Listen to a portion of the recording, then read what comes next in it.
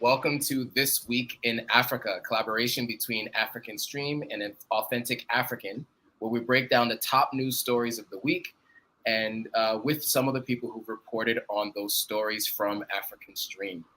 Join us as we delve into the complex dynamics between Egypt and Palestine, two nations deeply intertwined in regional affairs. We're also going to talk about Africa as a whole and how Africa has responded to what has been happening between Israel and Palestine.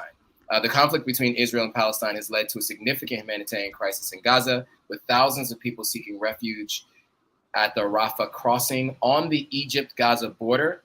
And Egypt has been boasting its security presence at the border with the Gaza Strip and building a massive buffer zone and wall along its border with southern Gaza. So this conflict has led to a split in African support for Palestine, mostly in support for Palestine, with some countries expressing full solidarity with Palestine and others aligning with Israel's position. Various African leaders have called for the creation of a Palestine state since the 1980s. And the conflict has also put Israel's almost half a century old ties with Egypt at risk. So we're going to talk about that today, and we will also be discussing some other stories as well, specifically in Haiti. And so we want to give you guys that update. But before we do, as usual, we want to do a quick introduction of the two of us who you are hearing from today. So before I introduce myself, I'll turn it over to my co-host to do a quick introduction of herself. Okay, greetings. I'm super happy to be on. I think this is a super important topic. So I'm really happy to explore and to really delve into this because it's serious and it's very important.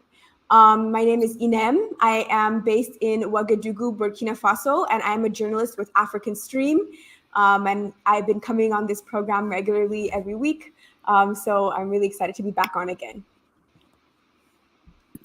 Absolutely excited to have you here. With a wealth of knowledge, Inem always brings the knowledge for us. So my name is Joe Hatagwa. I'm an American-born Sierra Leonean, repatriated from the U.S. to West Africa in 2020. I've been living in Ghana and Sierra Leone since then. I am the CEO and founder of a platform called Authentic African. Our focus is on Pan-African breaking news, Pan-African activism, culture, history, and bridging the gap between Africans and Africans living in the diaspora. I also focus on African real estate, investing, and travel. And together with African Stream, we want to bring to you the stories of the day, give you some context, and make sure you guys are all abreast of what's happening so you can have these discussions with your friends and your family members, and also can be enlightened about what's happening on the continent that we all care so deeply about. So with that, we're going to get into the first story. And the first story is on the topic of Africa uniting against Israel. And so we're going to start with where it all began after October 7th, the horrible events that happened on October 7th, which, the whole conflict doesn't start there, but in terms of the broader understanding and the world's view of what's happening in this region, it starts on October 7th. So what we want to do is look at how South Africa actually took Israel to court for genocide because of how Israel responded after what Hamas did on October 7th. So South Africa's widely held genocide case against Israel had opened up at the International Court of Justice, which is called the ICJ.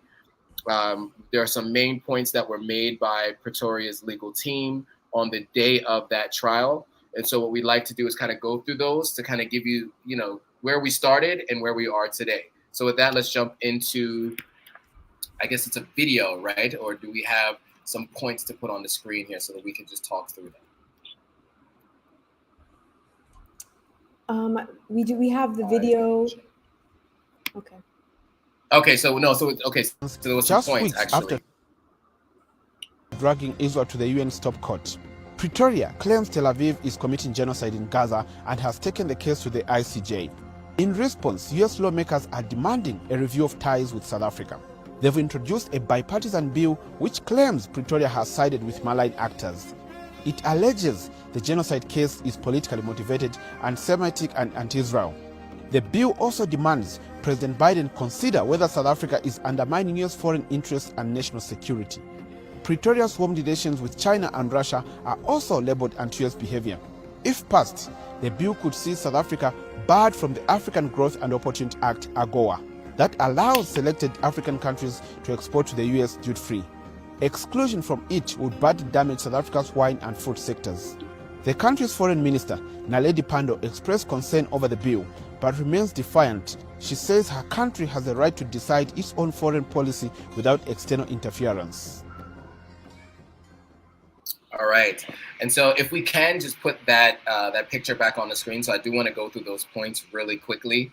My apologies, I wasn't looking at this particular screen, so I hadn't seen it to run through it, and I know we went straight to the video. So just really quickly, just to kind of recap where we were at the time of this trial a little over a month or so ago.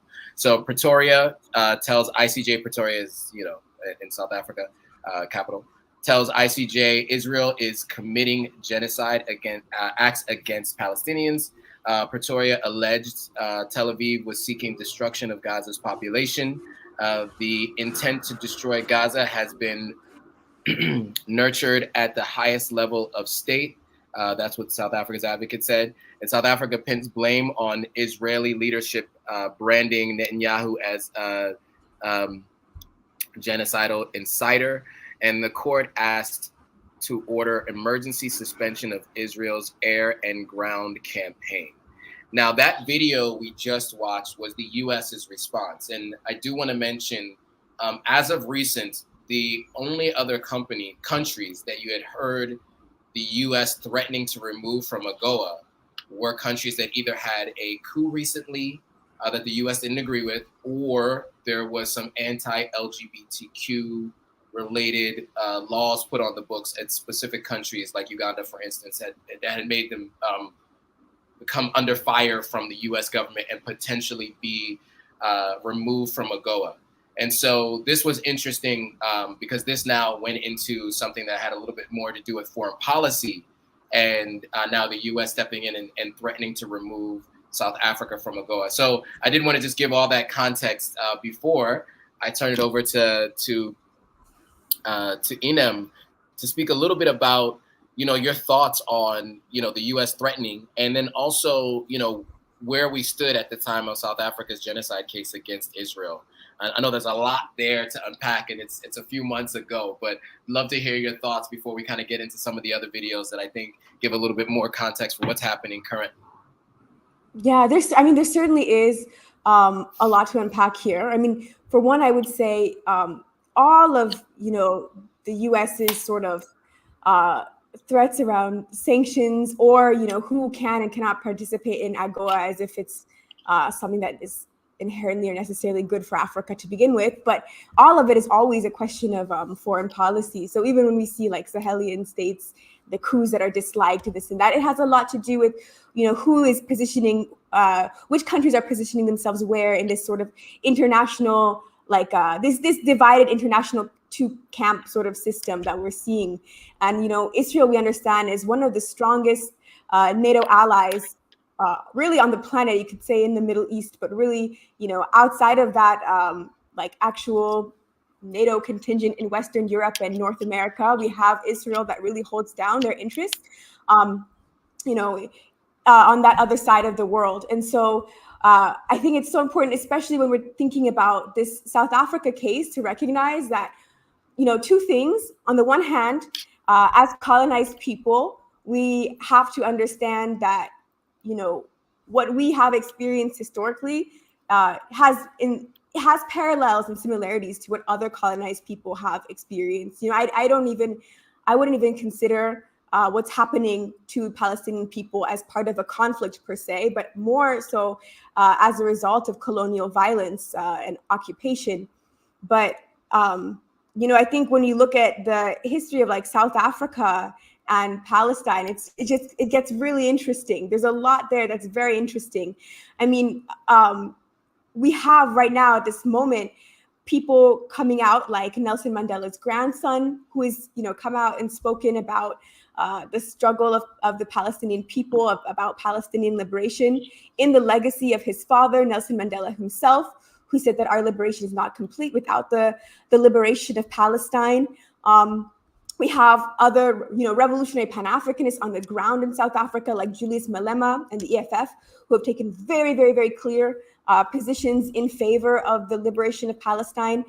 And, I think on the one hand, there's been like a move in the past several years to compare apartheid in South Africa to the Israeli colonial system or system of occupation in different parts of Palestine, especially like in the West Bank, where we can see some parallels with the apartheid system.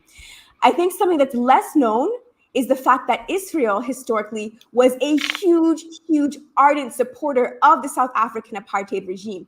So on the one hand, it's like we see South Africa and African people are in solidarity with Palestine because of this understanding of like shared struggle and we've been through similar things.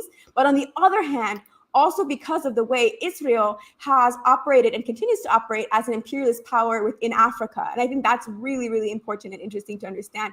Israel was one of the major provider of arms to the apartheid South African regime. Israel helped apartheid South Africa develop its nuclear weapons program. And this was, of course, to be used against who?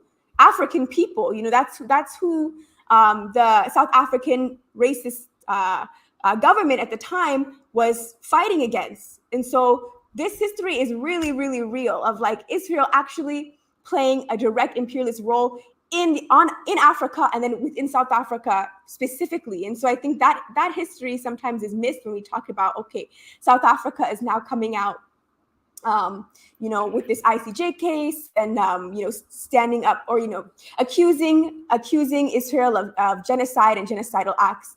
And then to bring it a little bit more to a closer contemporary context, again, tied to Israel, South Africa, and what's going on between, how Israel is operating here right now.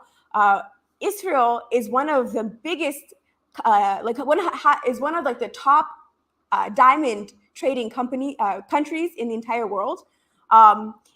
Israel, Palestine doesn't actually have diamond mines. Like those diamonds don't actually come from Palestine or that area. Overwhelmingly, those diamonds come from Africa, and South Africa is one of those countries where Israel historically has gotten diamonds along with other countries like Liberia, like Congo, like Cote d'Ivoire. A lot of these diamonds have been labeled blood diamonds. There is a history of and a potentially contemporary reality of Israel engaging in illegal arms trades and different forms of arms deals in order to secure these diamonds, bring them to Israel, refine them within Israel, and then export them. And that's become, it's 30% of Israel's imports right now are these diamonds coming primarily from Africa. So I just want to make this link. Israel and South Africa, there's a really, really long history that is, I would say, tense and antagonistic because it is rooted in colonialism. It is rooted in historical Israeli support, both for obviously the occupation and colonization of Palestine, but also for the apartheid regime in South Africa. And just to add to that real quick, there's a very interesting quote from, this was, I can't remember exactly the year. It was in the 1970s, though. It was a South African government yearbook that basically published the following sentence, which is that, and I'm paraphrasing more or less, you can find it, The Guardian published this in an article that was really well written about the Israeli and South African sort of relationship during the apartheid era, but basically that Israel and South Africa share something in common, which is that they are both countries that need to sort of defend themselves from the darker people who are threatening them, or something along those lines. And so the parallels just run really deep. So it's easy to see why we have this long legacy of South African freedom fighters sticking up for the Palestinian people. I'll stop there because I know we have a lot of videos to get into. Absolutely. And I think that context is really, really helpful to kind of get an understanding of the history between these two or three nations. Because as you mentioned, of course, Nelson Mandela spoke a ton, during his time in office about his connection with Palestine and how important it was. And you read and mentioned the quote that he had stated.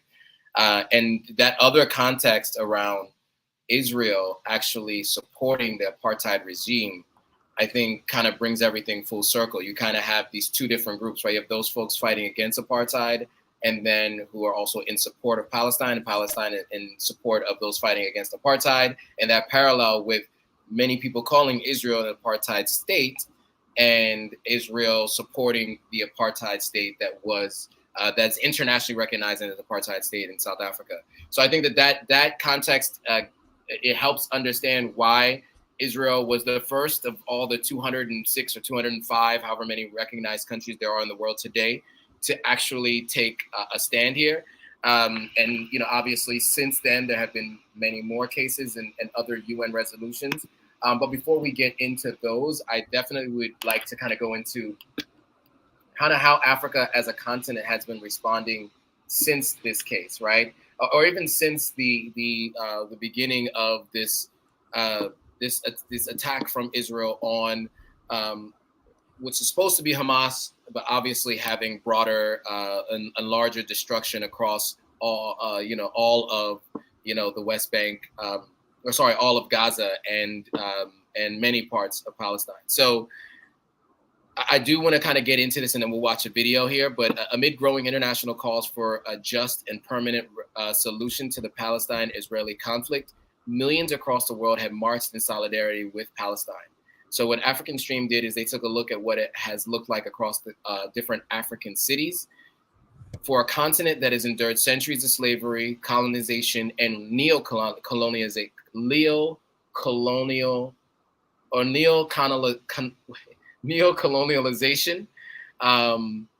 It is obvious why many feel deeply about Palestine. From creation of the 1948, from its creation in 1948 by Britain, Israel has subjected Palestinians to unspeakable horrors, from land disposition, rationing of essentials like water, surveillance, imprisonment of children, destruction of crops, and apartheid. The Zionist state had free reign to abuse Palestinians with the complicity and enablement of the West. So following Palestinian resistance by Hamas, the October 7th incursion, and subsequent escalation of the struggle, Palestinian sovereignty is back in the front burner, or back on the front burner.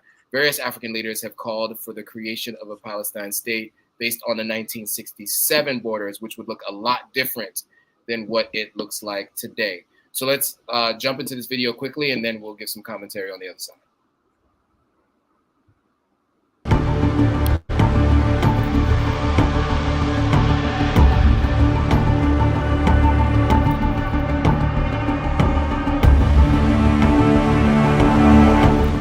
مبعدين وبعاد عن فلسطين، للأسف ما عندناش منديره غير إننا نهتف بصوتنا للشعب الفلسطيني والمقاومة. Every right-thinking person in this world must feel bad over this daylight genocide in the eyes of the whole world.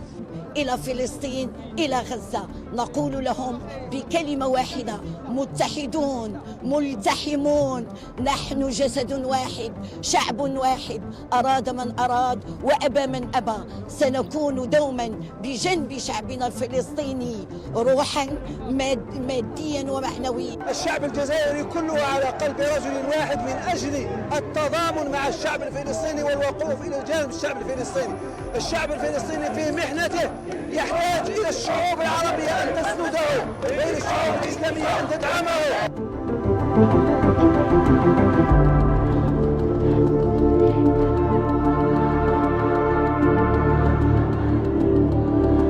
Palestinians are counting on each and every one of us to stand and be counted, like they stood side by side with us in the trenches when we fought to liberate our country.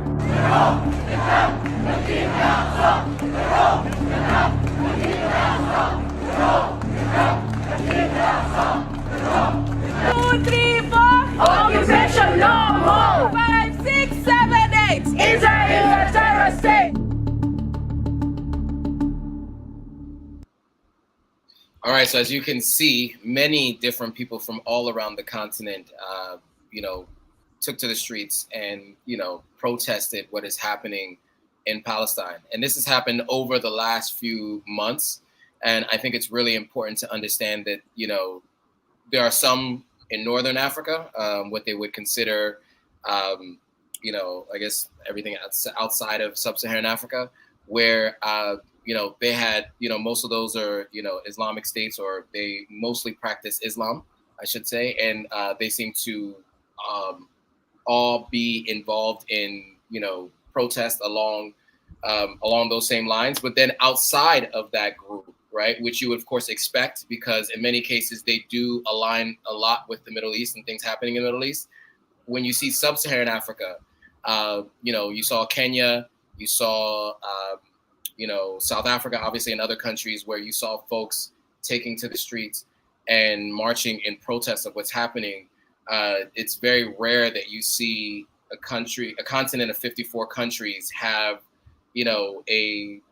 a common cause, right? It's very rare that you see that. And so I think it was important to bring this to light, because it's very rare that you see it. And so with that, I'd love to hear your thoughts, Inem, about what you saw as these were happening over time, right? I know that it had been reported on by African Stream on a number of occasions in individual countries, and then in this video, obviously, holistically. But what have you been seeing and your thoughts, especially because you live on the continent as well? So I'd love to hear your thoughts on, what you've seen from other countries, and then even where you are in Burkina Faso. Yeah, I mean, this really doesn't surprise me. And like you said, this is one of several videos that African Stream has published. So there's other videos, clips that have come out, since this one, that have other protests. There's been protests in Senegal, there's been protests in Ghana, there have been protests in Somalia. So we've seen, and many other places. These are just off the top of my head. We've seen many parts of Africa come out in solidarity with Palestine and the Palestinian struggle. And to me, it's not that surprising. From my standpoint, I am in Burkina Faso. Burkina Faso is a country that is, it's like the national identity is so tied to the heritage of the revolution during the Thomas Sankara time and the Thomas Sankara period. Thomas Sankara was very, very clear about the question of Palestinian liberation. He was very public about it. He spoke about it at the level of the United Nations, saying that, we stand in full solidarity with the Palestinian people and against, this Zionist project. He was bold, and he spoke about it. And we see this kind of thing when we look at the more revolutionary side of African history and this history of Pan-African struggle. I mean, we see it across the continent. Ahmed Sékou Touré of Guinea-Conakry spoke out about Palestine. Amilcar Cabral of Guinea-Bissau spoke out about Palestine in favor of this Palestinian struggle. Samora Machel defended the Palestinian people. We've already talked about South Africa. There's countless examples. I'm blanking. Malcolm X in the diaspora. He spoke out. Julius Nyerere of Tanzania, he spoke out. And it's not just speaking out, but these are Pan-African figures that had real, personal, concrete relationships with the Palestinian Liberation Organization. So beyond just raising their voice, they actually were working in collaboration with this Palestinian freedom struggle. And so there's a history there. And I don't know necessarily that all the people who protest go out and know that history very well. Perhaps some of them do.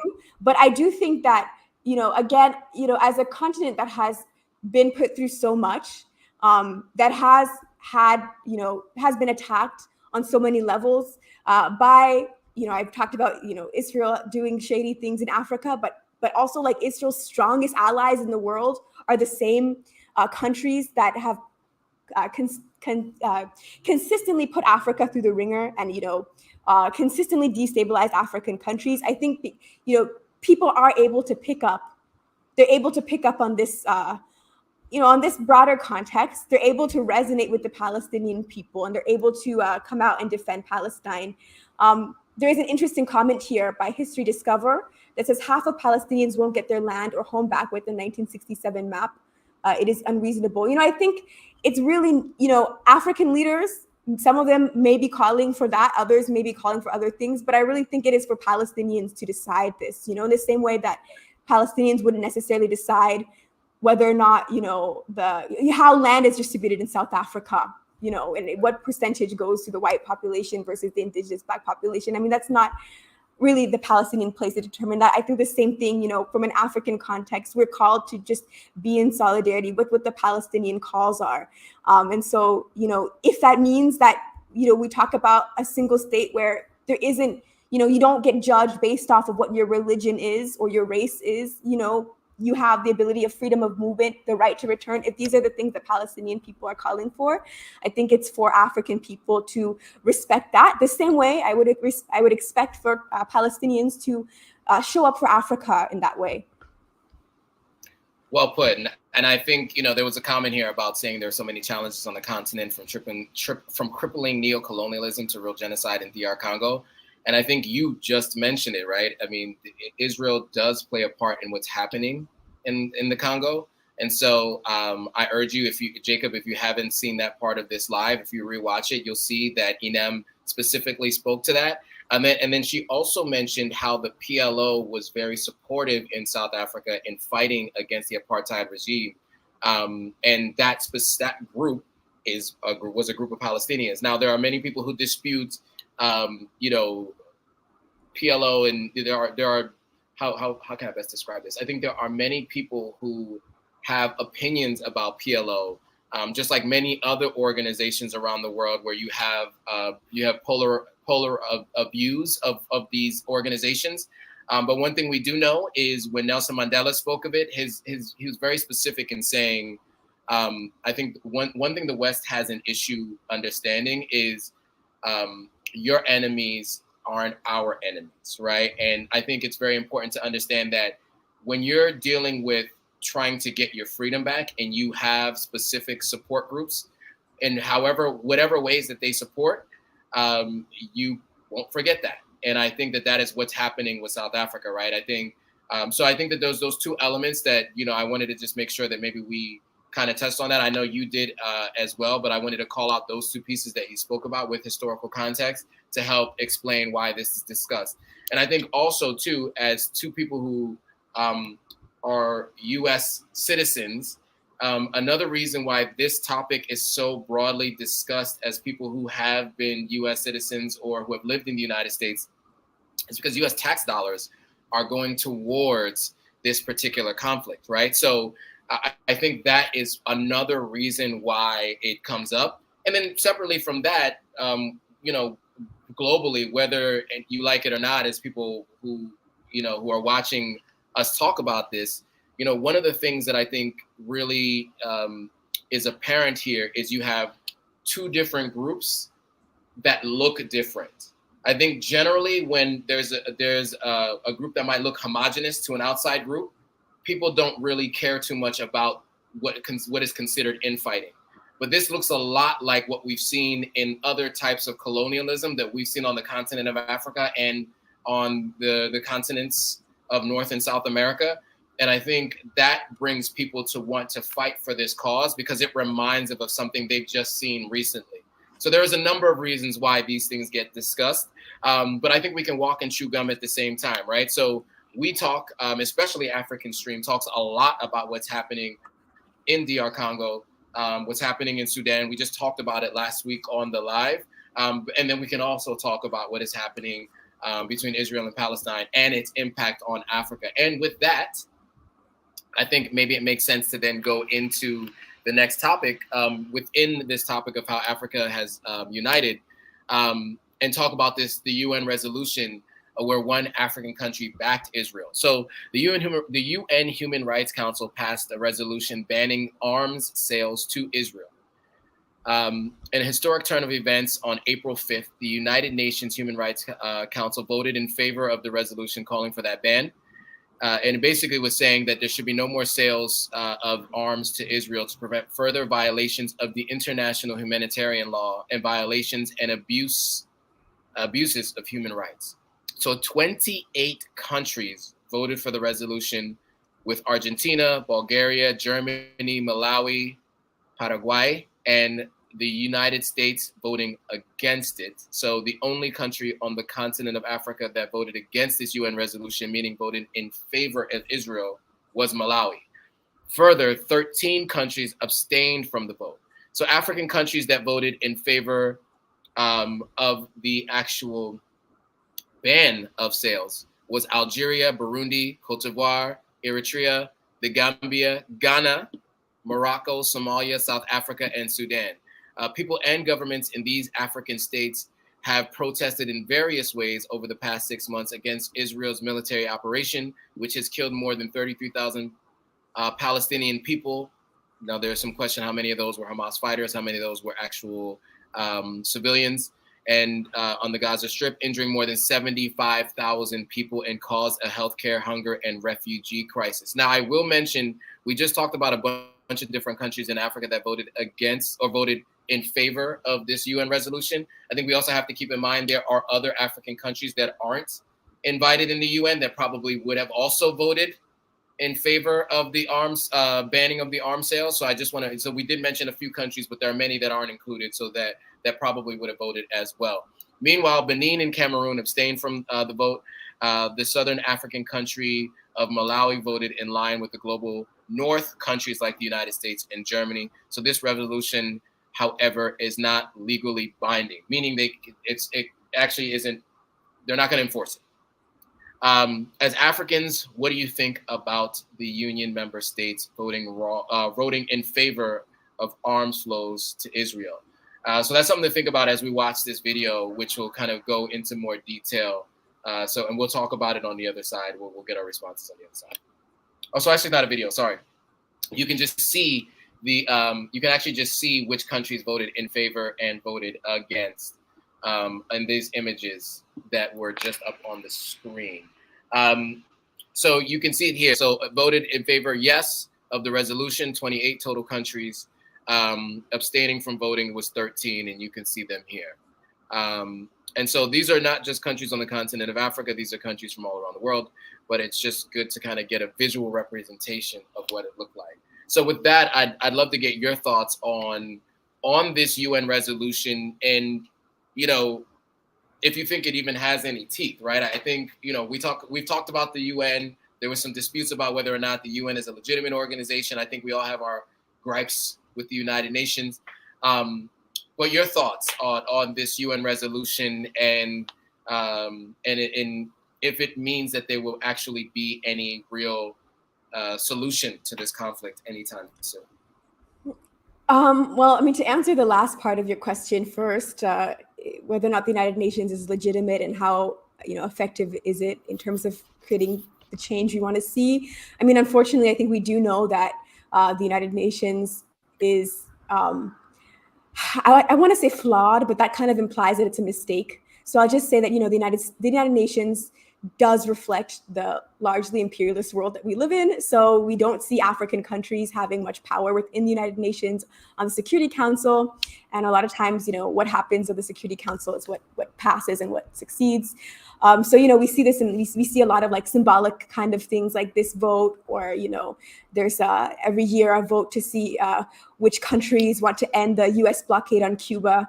And, you know, every single year, every country except for the United States and Israel, actually, two countries that vote against, and every other country's in favor, and, you know, it doesn't change. So do I think that this vote is going to, you know, all of a sudden, you know, the situation is the flip has switched, and no longer can Western countries, can the United States, Germany, France, and other allies support Israel? I don't think that that's what this means.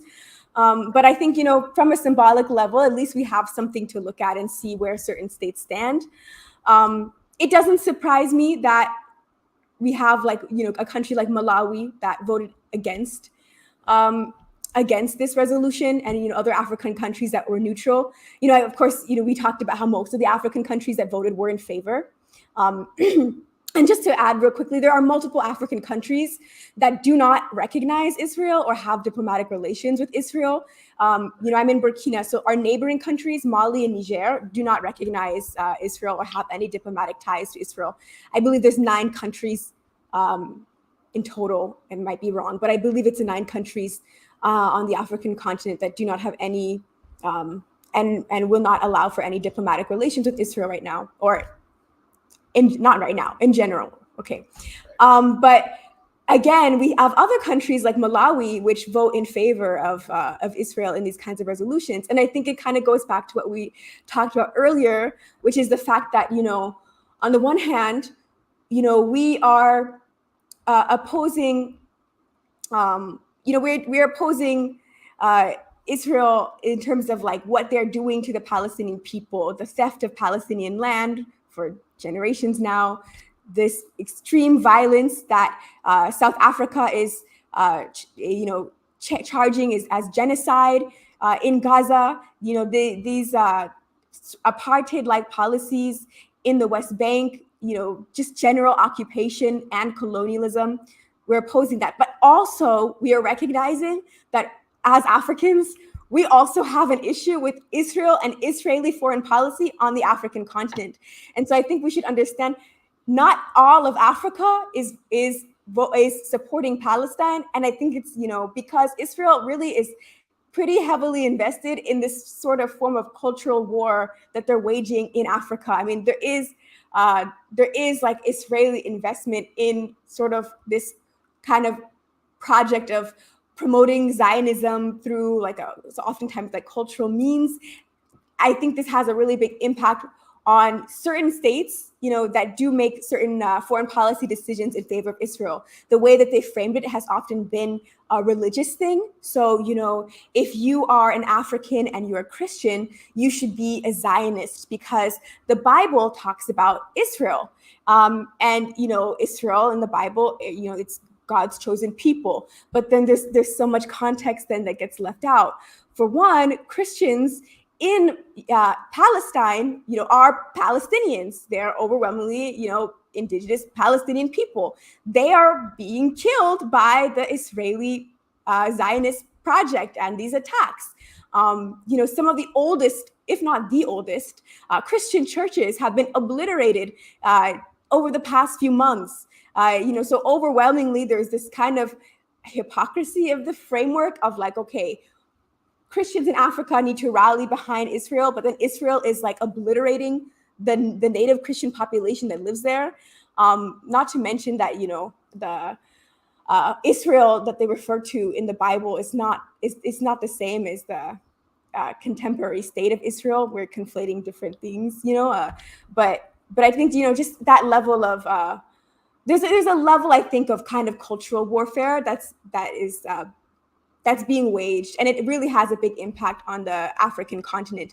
And also to say as well, and I think this is obvious, and I think the next video will get into it even more, states also vote against the interests or the desires of their people all of the time. And unfortunately, we see that very, very often on the African continent, so that's like another big thing. Again, I think this next video is going to really just like show that even further. But unfortunately, not all of these African states, actually very, very few of them, are really like these, people-centered governments that submit to the will of what the people call for at the grassroots level. Well put. And I know this is a sensitive topic where people have very, very strong opinions and feelings on each side, especially when it pertains to your religious beliefs and how you've been taught, and especially, as you mentioned, the way, Israel's done a great job of kind of bringing together Zionism and Christianity on the continent, especially because many Africans are very staunchly religious folks. And so what you have is people who, kind of take this the religious ideology over sometimes even their own cultural and, family ties and groups. And so with that, as you said, some countries operate in opposition of their people. And so what we do want to talk about now is Egypt's and the potentially worsening the Palestinian plight. If you guys aren't familiar, Egypt and Palestine do border each other, specifically Gaza. And so, and the Rafah border. And so what I do want to do is give you a little bit of context first, and then we're going to go to a video. But before we go to that video, let's talk through this first so you guys get a little bit of an idea of what's been happening. So Egypt has historically fought multiple wars in support of Palestine liberation, and its people remain staunch supporters of Palestinian cause. However, many now accuse Cairo of worsening the plight of Gazans in the face of Israel's catastrophic bombardment. So President Sisi has closed his country's borders and reports Palestinians are being charged 10,000 US dollars to cross the frontier to safety. So to be clear, there are reports that people are being charged $10,000 to cross from Palestine to Egypt. Egypt also destroyed tunnels into the Gaza Strip that were used as counter-Israeli aid restrictions and deliver essential goods. With one of the strongest armies in the world and sharing a common culture and language, history, and border with Gaza, shouldn't Egypt do more to save Palestinians from an unfolding genocide and apartheid? So that's a question you should be thinking as we step into this video, and we'll have some commentary on the other side. More than 31,000 Palestinians in Gaza? Well, let's take a look.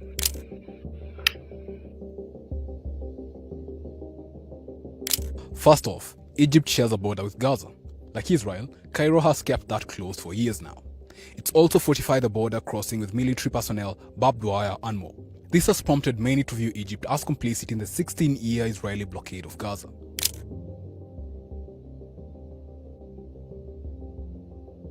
Since October 7th, Egyptian officials have charged Palestinians up to $10,000 to flee the Gaza Strip. Many have had their properties and livelihoods destroyed, not to mention their family members killed. Yet, they are being asked to pay thousands of dollars to simply enter a fellow Arab and Muslim nation. Being Gaza's only lifeline by land, many have also accused Egypt of being too cooperative with Israeli restrictions on aid. All trucks going through Rafah are diverted to Israel's Kerem Shalom checkpoint. This not only wastes valuable time, but also effectively leaves Egypt's own border under Israeli control. The aid situation is so bad, it's now being airdropped. Airdropping aid is not only expensive, but ineffective, dangerous, and dehumanizing.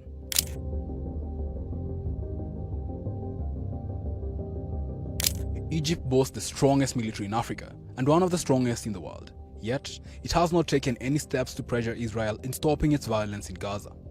Under President Sisi's reign, the Egyptian military has destroyed hundreds of tunnels used to transport food and other essential goods to Gaza. Cairo says it was done to deter weapon smuggling. But what it's also done is reinforce the siege and Israel's chokehold on Gaza.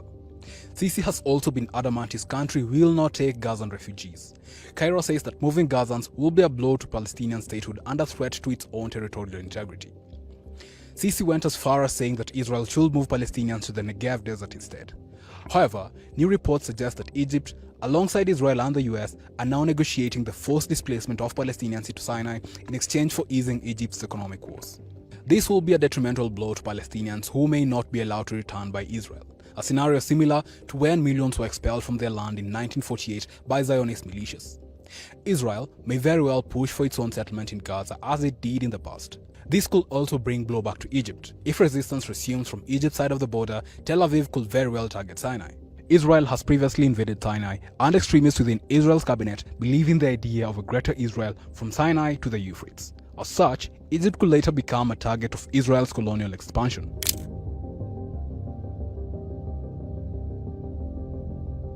Egyptians have always been pro-Palestinians. Egyptian athletes, artists, actors, and activists are still some of the most prominent pro-Palestinian voices globally. The country itself has fought many wars in support of Palestinian liberation. However, things have changed, at least from a government perspective. From Sadat to Mubarak and now Sisi, this support has dwindled to the point that it's reached the level of complicity with the plight of Palestinian people. What was once a country that stood for Pan-Africanism, Pan-Arabism, and anti-colonialism is now a driving factor in normalization with Israel and the occupation of Palestine. Wow, that was a very information-dense video. One thing I just want to say, before I turn it over to you to give your thoughts, is, one of the things that I found interesting in this video one of the things that wasn't mentioned in this video actually is, in terms of aid given to countries, Israel is number one and Egypt is top 5 from the United States. So it's very interesting because Egypt also gets a ton of aid from the United States, which is obviously a very strong ally of Israel. And Egypt also, as they mentioned in the video, may be in fear of potential Israeli invasion if they take a stauncher, or if they take a stance that's a little bit more pro-Palestine as they had been previously. So I think that obviously has probably led to the way that they've been responding. But I'd love to hear from you on this particular topic, and just in terms of, what's been happening with the Palestinians having nowhere to go, kind of just being kind of all, pushed into this very small space, and then not being able to kind of go into Egypt. You don't have the idea of being able to be a refugee. And there was another video African Stream had done previously where some people had been returning back to Gaza because life had been so hard for them in Egypt earlier in this conflict. So love to hear your thoughts on all of this and what was just said in this video. Yeah, I mean, it's chilling. And I think it really speaks so perfectly to what we just talked about, which is that, not all African states, and unfortunately most African states are really not acting in the interest of African people, of their own people, and of, other oppressed and colonized people around the world. And Egypt, unfortunately, is a really classic right now, example of this. This is not Gamal Abdel Nasser's Egypt. Nasser was somebody who had very, very strong, pro-Palestine beliefs that he acted upon. The video we just watched referenced, Egypt having fought Israel on multiple occasions in warfare. Israel attacked Egypt in '67, tried to assassinate Nasser.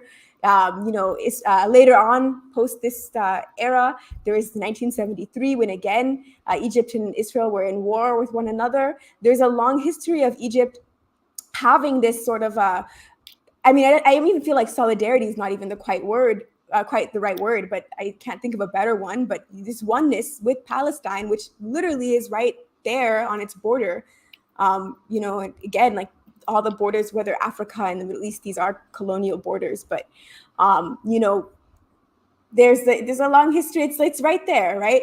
Right. I think when you're saying about Egypt receiving U.S. aid, I mean, Egypt is it's not a friend of the Egyptian people right now. Sisi is not a friend of the Egyptian people, not a friend of the Palestinian people, not a friend of Africans. We talked about it a little bit in our last episode. The Egyptian government helping to fund the war that's happening right now in Sudan even. So, I mean, it's there's so much going on in terms of Egyptian foreign policy, both betraying Palestinians and the Sudanese, which are also just right next door to them. And also just to say, the video also mentioned that the Egyptian people have a long history of as Egyptian civilians, as regular Egyptian people, going out and supporting Palestine. There's a clear I don't know what the word is. They have a position. Egyptian people have a position. And if you see some of these protests, I mean, African Stream has published some other protests beyond this video in Egypt.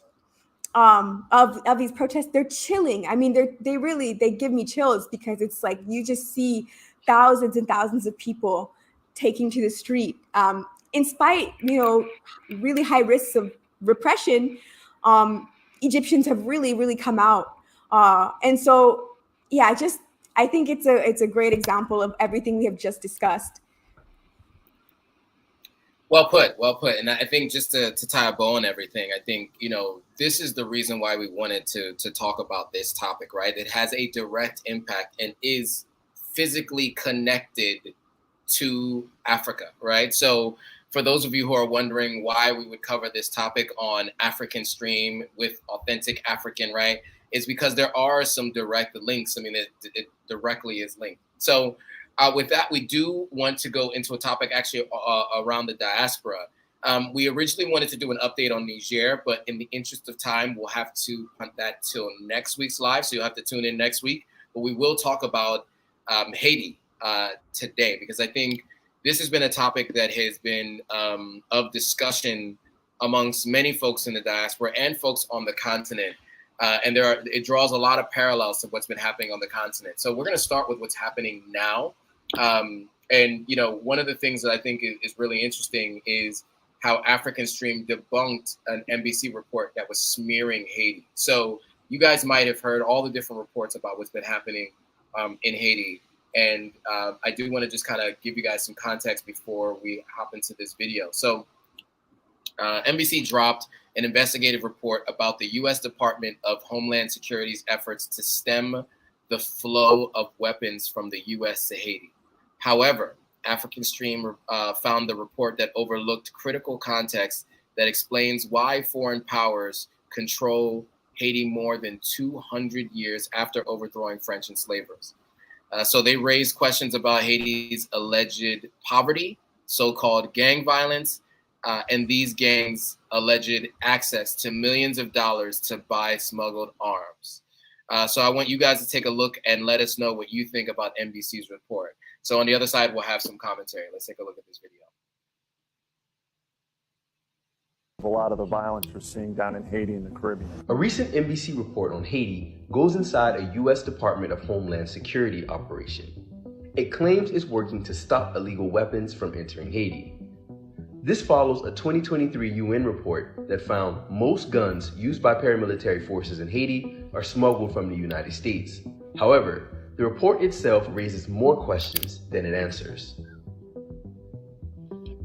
First, NBC claims paramilitary groups are spending big bucks to get their hands on guns. This can shoot through walls, cinder block, and vehicles. If purchased legally in the U.S., it'll cost about $12,000, but once smuggled into Haiti, gang members will pay anywhere from $30,000 to $40,000 for it.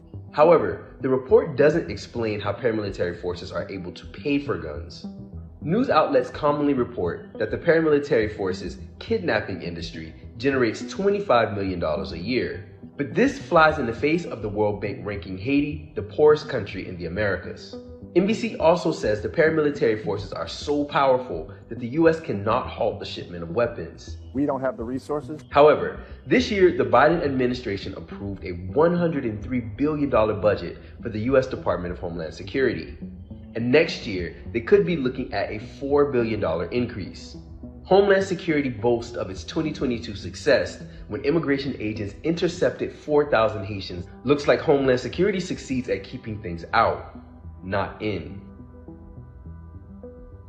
NBC peddled a common trope about so-called gangs wrecking Haiti, highlighting the need for foreign aid.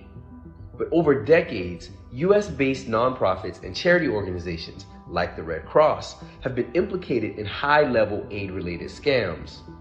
And Haiti is not a resource-poor country. US policy has destroyed the country's production of commodities like rice and exploited its workers by helping reduce the minimum wage. That's the story you might not catch on your nightly news. Powerful stuff. So, you know, without adding any further context, I'd love to hear from you on this. I mean, you have the historical context. We talked about this briefly 2 weeks ago. I think this goes a little bit deeper into, you know, what was missing from the NBC story that was in this specific report that they actually sourced and used for the story. So love to hear your thoughts before I give any additional commentary. Okay. I mean, you know, mainstream media outlets, they never give very much context on Haiti. And really, I think that a lot of the way Haiti's depicted is like really quite racist. It's just like Haiti is this failed state and there's gangs that have taken it over. And like, who knows why? It's just Haiti's bad. Haiti's backwards. That's kind of the way most reporting on Haiti goes. They don't talk about, you know, for one, this particular clip asked the question of, you know, where do these weapons come from and how do they get into Haiti? But also, you know, there's this question of, you know, the fact that Haiti hasn't had a legitimate president in the past 20 years. And that's because the United States and Canada especially, but also France and other countries aligned with them have not allowed for that. They overthrew Haiti's most progressive, socialist and democratically elected leader twice, 1991 and 2004. They overthrew this man, Jean-Bertrand Aristide. They talk about in this video this effort to lower Haiti's minimum wage. That was a big thing that was happening, especially during the Obama era, and Hillary Clinton was very involved in that. This struggle to keep Haiti's minimum wage very low. This is possible because they orchestrated this coup against this man who was doing pretty much everything opposite of what's happening now. He raised the minimum wage. He increased expenditures in education, in healthcare. All of these things that we would expect from a progressive leader, from a socialist leader. And so every single president that we've seen in Haiti since that time has been more or less installed, like directly or indirectly, by the United States, Canada, and their little bloc. They call them the core group. It's US, Canada, and France for the most part. But there's other, unfortunately, even there are the same thing we see in Africa, where not all African states represent the interests of African people. There's something happening as well in Latin America, where Latin American states sometimes also have those kinds of contradictions. And so there are Latin American states that have backed US and Canadian efforts to keep Haiti in this state. None of these presidents that have ruled Haiti since 2004 have passed through any sort of legitimate vote. There hasn't been like a real in recent times, especially in particular, like the past at least 2-3 presidents in Haiti, they have not been elected. They've been installed. This is the guy that we're putting in as the replacement. Haitian people have been protesting for so many years now. I mean, it's been like I want to say 2018 is when like big protests started, but really 2004, since the coup happened, there were big protests. So, I think this is all just really important context. There's something else I was going to say, but I lost my train of thought. I'm sure I'll remember it after the second video, though. Well, cool. Yeah, and we can always come back to it. I mean, yeah, and I think you kind of touched on all the major points. I don't really have much to add here on this particular one. I'll maybe add some more later. I think what we can do now is just kind of talk about the illegal weapons sent to Haiti. This basically kind of just gives further evidence of the story that debunked the NBC story that African Stream had done. And so on April 5th, Haitian police forces reportedly uncovered an illegal shipment of weapons from the United States. According to the website Haiti, is it Libre? The container included 12 assault rifles, 14 9mm pistol guns, 999 cartridges of various caliber sizes, and 34 chargers or sniper rifles. So Haitian officials seized the weapons at the port of Cap Haitien. Haiti Libre reported Alliance International Shipping LLC agency of the 6916 NW or Northwest 72nd Avenue in Miami shipped the container to someone named Wilmaine Jean, described as a customs broker. A man named Barthol, thus known, was reportedly was responsible for receiving these contraband arms and ammunition, the outlet added. While all details are not yet known, evidence already demonstrates the United States' role in destabilizing Haiti. From 1915 to 1934, the United States occupied Haiti, taking control of the country's politics and finances. Reports say that U.S. Marines violated the human rights of the Haitian civilians. From 1957 to 71, the United States backed President Duvalier, who ruled over Haiti with an iron fist. So more recently, the United States employed coups twice to overthrow democratically elected socialist leader President Jean. I always pronounce his name incorrectly, but since the last coup in 2000, okay, Aristide, yes. Since the last coup in 2004, instability has wrecked the Haitian side of Hispaniola Island and the northern Caribbean Sea. So let's jump into this video really quickly, and we'll give some commentary on the other side.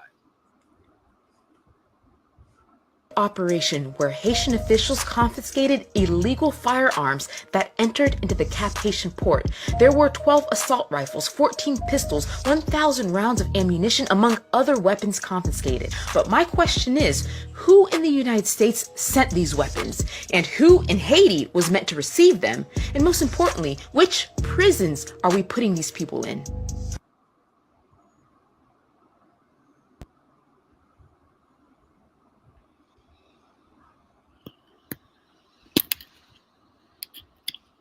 All great questions. All great questions. So a couple of things to point out there. And as the previous video said, right? I mean, you know, we're talking about how poor the nation is, but people are being able to afford guns that are tens of thousands of dollars, right? And so, and you know, she asked the question, who shipped it and who was supposed to receive it. We have some names now, allegedly, on who those folks were, but who are they? Right? Who are they related to, and how were these weapons even received from Miami to go to Haiti in the first place? And these are all questions we should be asking ourselves. So with that, what are your thoughts on this particular element of these illegal weapons being sent to Haiti, based on what you've said earlier, you know, about how it was misrepresented and how the United States has been involved in the destruction of Haiti, let's say, for lack of a better phrase or term? Yeah, no, exactly. I mean, that's how I'd phrase it. It proves the last video's point, like, very clearly. I mean, where are these weapons coming from? Okay, they're being shipped from the United States. And you know, this whole narrative of Haiti being overrun by gangs, and Haiti has gangs and there's gang violence, you know, this is exactly what the United States and Canada and their allies really want for Haiti. They want for Haiti to remain in this destabilized state because it allows them then to call for intervention and to continue to occupy Haiti. The United States has such a long history of occupying Haiti historically, you know, during the 20th century, through, you know, the when you just read the description, you know, through their sort of I guess puppet men, I can't think of a better word, like the Duvalier in you know, ruling over Haiti. And now they want for Haiti to be this destabilized country overrun by gangs to continue to justify like military occupations on the island, which are incredibly unpopular. And, you know, we used to see that, you know, direct sort of U.S. Type of military intervention and invasions, but now they're changing their strategy, and they're finding that actually, if we can get some of our allies in Africa to, you know, militarily occupy Haiti, we will call upon them, and they will represent our interests, you know, as this military force on that part of the island. And so I you know, it's a really dangerous thing, but I think fortunately it does seem like people in Haiti, I mean, it is, people in Haiti are clear about it. They are very clear that they don't want that. So, you know, Kenya has been kind of the face of this this effort to have Africa occupy Haiti, but Kagame of Rwanda has volunteered to do so in the past. And then there's also talks of Benin. Benin is actually also implicated in this effort to send African police forces into Haiti. But, you know, the people are very clear. And so all of this gang violence, you know, it's really part of an effort to keep Haiti in a state of continual occupation. And as, just to add briefly, because I know we're short on time, but as somebody who is based in Burkina Faso, I just see so many parallels between this gang narrative in Haiti and this effort to kind of keep Haiti in this state, and then like the terrorist attacks on the Sahel, which for so long, you know, we have the same important, very important questions raised. Where are they getting their arms from? You know, and it's the same sort of outcome, which is like up until very recently, now things have changed, but, you know, this is a way for countries like France and the United States to occupy Sahelian countries like Burkina Faso, Mali, and Niger. So these parallels are very, to me, just very clear. Like, okay, they're using the gang sort of tactic and strategy and language in Haiti. Here, it's the terrorism type of language and strategy, but really, it's about having their military men on our lands. Well put. Very well put. So, you know, I would say, you know, I think what we're seeing here is like you said, you can draw many parallels to what's happening in the Caribbean, specifically in Haiti, and what we see on the continent of Africa. I think what we'd like to do now is kind of give you guys a little bit more broader context of kind of the history of what has been happening in the country of Haiti, and the U.S. involvement over a longer period of time. I think we've talked about, more recent times, right, from at least 2004 till now. We can go back a little bit further and give more context so you really understand the complex nature of the United States involvement and why it would lead to the reporting the way it's been reported, right? So we're going to take to you a clip now of Haiti's staunchest defenders, Randall Robinson. He's a lawyer activist who once went on a hunger strike over the U.S. treatment of Haitian refugees, and he actually got the Clinton administration to change its policy, and who passed just over a year ago. He laid out two key facts about the world's first Black republic. The West has never forgiven the Caribbean nation for liberating itself from its shackles, and the island will always be a natural home for oppressed freedom fighters the world over. Haiti had to be made an example of. So France, for example, used military threats to extract huge amounts of in reparations for lost earnings from highly profitable slave plantations in what was essentially a heist. And so, the question is, who really has Haitians' best interest at heart? So we'll give some commentary on the other side of this video, but we have a video to kind of give you a little bit more detail on this. To pay France for no longer having the privilege of owning Haitian slaves. That revolution provoked the end of slavery in the Americas. And so that's why it is so important that all African people generally in the Americas, because Haiti funded and fought in South American revolutions. That's why Haiti is so honored in places like Venezuela by people like Simon Bolivar.